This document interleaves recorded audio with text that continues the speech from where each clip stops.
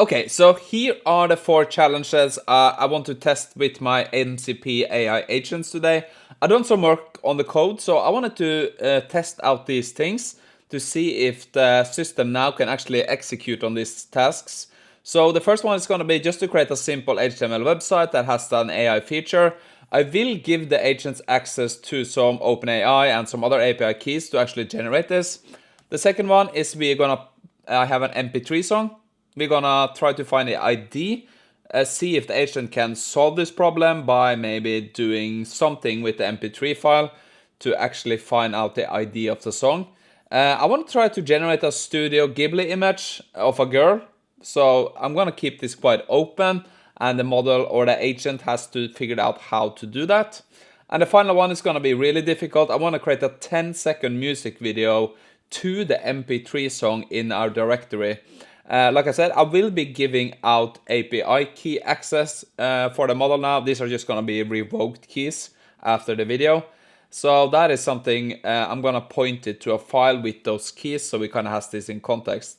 So yeah, let's just get started by just to quickly show you how I set up this agentic system now and how it works. So in my previous video, I covered how I built the system and how we have access to a bunch of different MCP servers. So this agent has assigned different MCP servers. So the search agent, of course, has the fetch tool and of course the Brave search tool. The comms agent has email, memory, and stuff like that. We have a file system agent that has access to our files, a dedicated directory, GitHub, and the new one I added is a code agent. So this is using an MCP server called MCP Code Executor. So we are running a Conda environment that executes code in. So this is very helpful, and all the code gets kind of saved into our directory here so we can look at it. So let me show you how this works now. So if we do clear up this python main.py, we have actually access now to, I don't know how many tools, 30 something, I think. So let's do like a simple task now. Play the song2.mp3. So now we can look in the directory it has access to. Let's find out, it's gonna find out how to do this. So the easiest way, of course, is to write some code, find the song, and just play it. But there are other ways too. We can go in the terminal, so it doesn't do the same each time.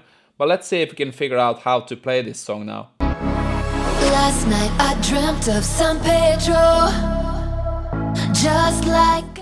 Yeah, that worked great. So you can see here on the first attempt, it wrote this code, but it didn't install Pygame, so it didn't work. It got that error message, now it installed this module, and on the second code it wrote, we did install Pygame, right? Pip install Pygame, we imported Pygame again, we played the audio, we pointed to this song to MP3, perfect. We found that using this grep, I think, commands in the file system.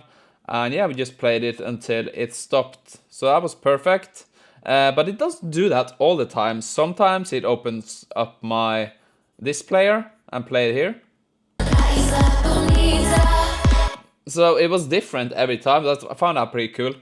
But yeah, let's get into the challenges. But first, let's take a look at today's sponsor, Brilliant.org. One thing I generally love about Brilliant is their unique approach. They don't just teach you how to memorize code. Instead, you build real problem-solving skills by breaking down complex problems into manageable chunks of code.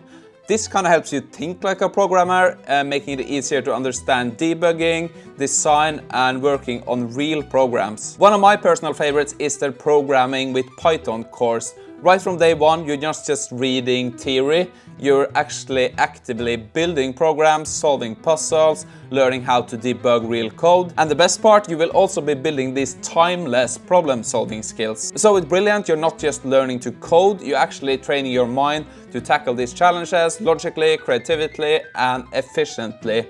So these are exactly the skills you need in this evolving tech world, especially when collaborating with these AI coding tools. So if you are ready to get started with programming or just boost your skills, visit brilliant.org/allaboutai or just click the link in the description. The first 200 people to sign up will get a 20% off a premium annual subscription plus a 30-day free trial. So a big thanks to Brilliant for sponsoring this video. Now let's go back to the project. Okay, so let's start with just doing the HTML website with an AI feature. That's just gonna be some chat text box, I think.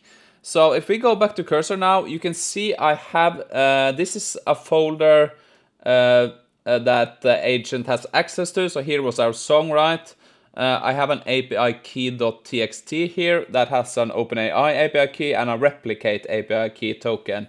I'm gonna revoke those after this video anyway, so it doesn't matter too much. But this is what the repo, or not the repo, the directory the agent has access to. So we want to try to do this HTML website now. So let me just come up with a prompt here and see if the agent can solve this. So let's just do build an HTML website that has an OpenAI chat feature. You have access to the OpenAI API key in the API key.txt. Good luck. And that's all I'm gonna give it. So you can see now we have this execution step. The first thing it's gonna do is do some research, use the search agent. I always do that first. I kind of found out that that is a good start. And it decides to create a new directory called OpenAI chat website, create 3 files, index, styles, and script.js. You can see we have created chat website, index, styles. We probably have to write the JavaScript file. So one more thing is that it just keeps going. If it's an error, it kind of has that in context, so it can try again. More like this Claude Code and stuff, but it's a much cheaper, of course. Okay, so we decided to create a simple server.js to serve static files. Okay, so it says mission complete. Now let's go over and test this. Okay, so I needed to install Express, but now I think we can do npm start. Yes, the server is running, 3000, perfect. Okay, so we have this text box.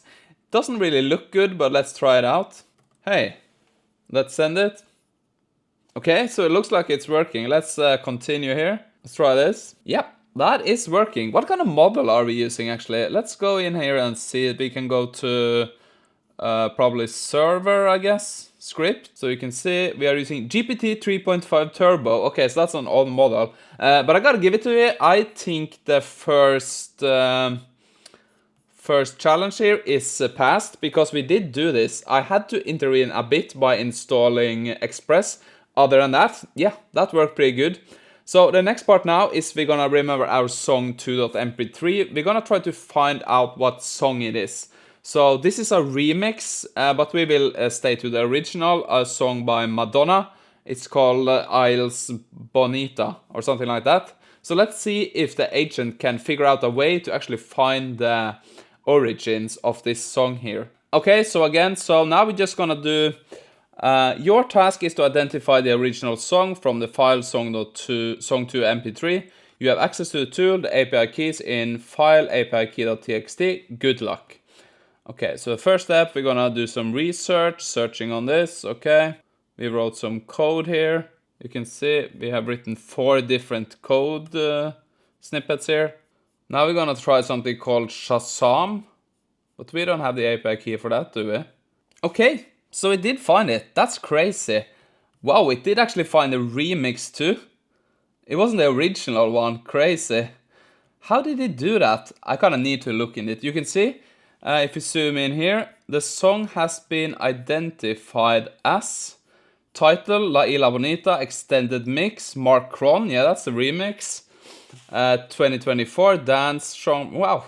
So it did use the Shazam API then. That was interesting. So it is a remix of Madonna's original La Isla Bonita. Wow, that was kind of impressive. I didn't expect to find the remix version of this because this was just something I found on YouTube. So it was very simple. It's just a main that kind of points to our MP3 file. And it just says recognize song. That is kind of this. And we got the results. Wow, I didn't expect that. That was quite shocking. Because in my testing, it always used OpenAI to identify the lyrics. But yeah, never found this original one, so that was a surprise, but very cool. I was kind of impressed by this one. Okay, so let's move on. So the next one, we're gonna see if we can generate this Studio Ghibli image style of a girl. I want to encourage this to use the latest OpenAI image model. Let's see if we can do that. So if we go back to cursor here, we run python main.py, we load up our MCP tools, we do the prompt, create a Studio Ghibli-style image of a girl with the latest 2025 OpenAI image model named, I'm gonna give it GPT image 1. This is a hard model to get working, right, to get the image into this. So I want to see if we can do this one, because this is very hard. I kind of struggle a bit myself. Okay, so I want to open up the code here, because I think it's trying to use Dolly. Oh, it's using GPT image 1. Okay, that's cool. Yeah, that's pretty good. I thought it was Dolly. I see it now, GPT image 1.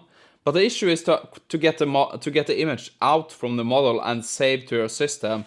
It's base 64, so it's a bit of a work to actually solve that. Okay, so this did not work. We failed here after we tried a few times. But I think the issue is that we didn't kind of look up the documentation here, because it didn't find any documentation on actually how to write the code for this. So let me try to just quickly change up the input text, and I'll take you back if we get a solution for this problem. I want to look up some documentation on this model. I want to instruct it to do that. Okay, so it looks to be chickening out here and using the DAL E3 model. Now it's probably gonna work. Yeah, it kind of gave up on the GPT-1, but we got the image at the end. So yeah, this is not the newest one, but at least we got an image. So it gave up on GPT-1, but we got this image at the end. So like, I would give it like a C, because we got an image, but we didn't use the newest model. But it was pretty fun to watch it try to struggle with this. It couldn't figure out how to extract the images, because we don't get a URL from GPT image 1. So that was pretty interesting. But now let's try to do the one that I don't think we're gonna solve. And that is generating this 10-second music video using the Replicate API and of course the song. So let's see if that is even possible. This one I haven't even tested before, so I'm just gonna be surprised. Let's just do generate a 10-second music video for song to MP3 using the Replicate library. API keys are here, save at laisla.mp4. So yeah, how is it gonna do that? I don't know. Okay, so it is actually using this. I don't know where it even found the documentation for this. Okay, that's crazy. Okay, so I'm just gonna let it run. Okay, so that failed. That did not work. I don't have any more time for this, but I'm gonna give it a chance just for the video's sake. I'm gonna create a docs.md that has all the information about the Kling video model. Then I'm gonna see if we up the information here, if we can actually do this. Okay, so I just gave some step-by-step instructions how they can actually do this. So if this doesn't work, then I think this is a bit too hard. If we had the Replicate MCP server, I think this would be very easy to do actually. Okay, so we did actually generate the video, I think. We'll see. Okay, so we actually got a video here. That's pretty cool, right? Let's see. Okay, so now all we have to do is try to merge this. Is that gonna happen though? Okay, so we are looking up the song, that's good. So we need to write some FFmpeg. Is that installed though? Okay, so it says it's installed. It says we have an output file. Okay, let's turn on the sound here.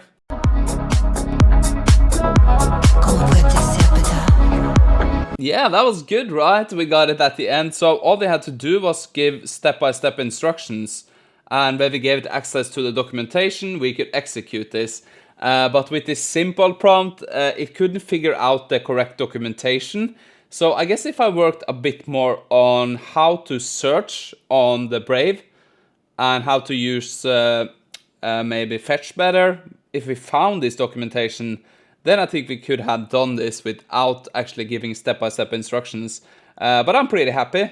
We created a simple music video using Replicate and yeah, the song we had. So yeah, like if you can't tell, I've been really excited playing around with my kind of new setup here with all these new MCP servers. So like I said, let me do a quick count.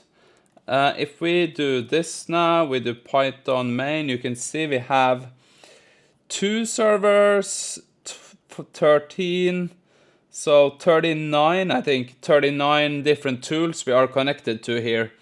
But it's still working pretty good, even though there's a lot of, most of them are on GitHub. But still, 39 tools, that's a lot, right? So yeah, hope you enjoy this. If you're a member, I'm gonna keep updating this repo on the community GitHub. I might upload a new version. This is more of the iterative version than the previous one. So I might do that in a separate GitHub, we'll see. But yeah, thank you for tuning in, and I'll probably see you again very soon. Check out brilliant.org. Have a good day.